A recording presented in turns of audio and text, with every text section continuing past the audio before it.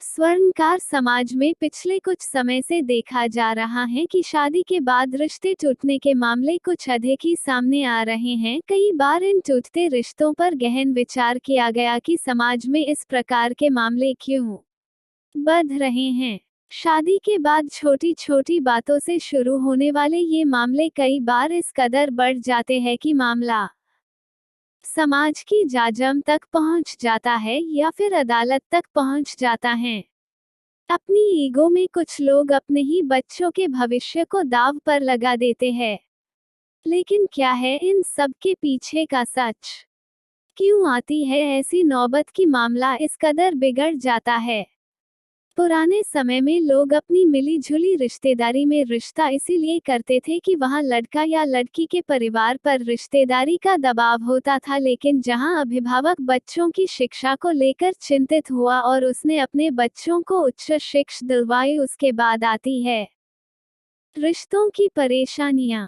बच्चों के लिए योग्य वर या वधू की तलाशने में, योग्य वर तलाश करने में आज बहुत परेशानियों का सामना करना पड़ता है और कई बार ना चाहते हुए भी समझौता करना पड़ता है। कई मामलों में देखा गया है कि लड़का या लड़की पक्ष बिना जोड़ी मिलाए ही सामने वाले की पोजीशन या लड़के लड़की की नौकरी को देखकर हाँ कर देता है। यहाँ से शुरू हो जाती है मन में एक लालसा। ऐसा ही कई मामलों में लड़की पक्ष को भी देखा गया है जो अपनी लड़की की लंबाई, रंग रूप एवं शिक्षा को ताक पर रखकर रिश्ता कर देता है। ऐसा ही कुछ लड़का पक्ष भी कर रहा है आज लालसा के वश में आकर।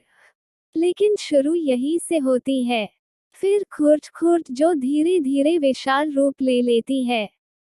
कई बार देखा गया है कि लड़की पक्ष एवं लड़का पक्ष अपने बड़बोलेपन के चलते इतना आगे निकल जाते हैं कि उनको ये भी ध्यान नहीं रहता कि उनका ये बड़बोलापन कहीं उनके बच्चों के भविष्य को अंधकार की ओर तो नहीं ले जा रहा है।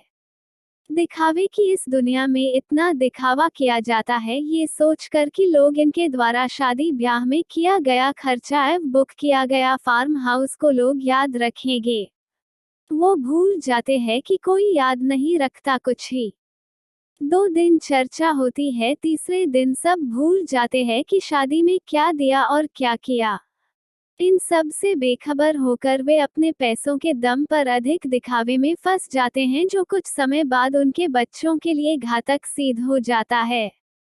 आज समाज में ऐसे अनेक मामले हैं जिनमें लड़कियां किन्हीं कारणों से अपने माता पिता के घर में साल भर से बैठी है और वो मामला समाज की पंचायत में या अदालत में चल रहा है। ये हमारे बच्चों के भविष्य की बात है।